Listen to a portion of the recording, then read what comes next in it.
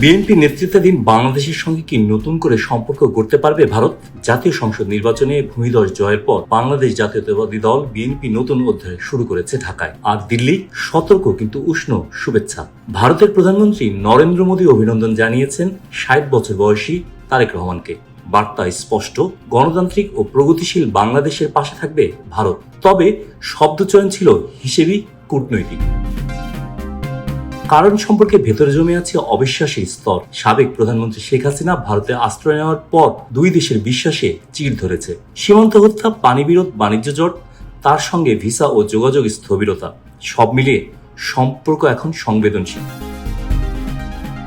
বিশ্লেষকদের মতে সম্পর্ক পুনর্গঠন সম্ভব, তবে প্রয়োজন সংযোগ ও বাস্তববাদ। লন্ডনের একটি ইউনিভার্সিটির অধ্যাপক অবিনাশ পাওয়াল মনে করেন, রাজনৈতিক অভিজ্ঞ ও তুলনামূলক মধ্যপন্থী শক্তি হিসেবে বিএনপি ভারতের জন্য একটি নিরাপদ বিকল্প হতে পারে।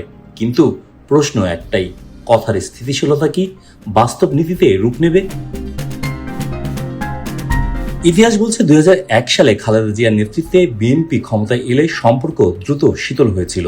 বিচ্ছিন্নতাবাদ, অস্ত্র কেলেঙ্কারি, আস্থাহীনতা, সব মিলিয়ে ছিল উত্তাল সময়। এখন পরিস্থিতি আরো জটিল। দিল্লির সামনে চ্যালেঞ্জ, বাংলাদেশের সঙ্গে উত্তেজনা না বাড়িয়ে নিরাপত্তার স্বার্থ রক্ষা করা। আর ঢাকার সামনে প্রশ্ন, ভারত বিরোধী মনোভাব কতটা নিয়ন্ত্রণে রাখা যাবে। সম্পর্কের ভবিষ্যৎ নির্ভর করছে এক সূক্ষ্ম ভারসাম্যের উপর। দিল্লি কি সংযম দেখাবে, আর ঢাকা কি কৌশলী হবে? দুই প্রতিবেশীর এই নতুন অধ্যায় সহযোগিতা নাকি আবারও সন্দেহের?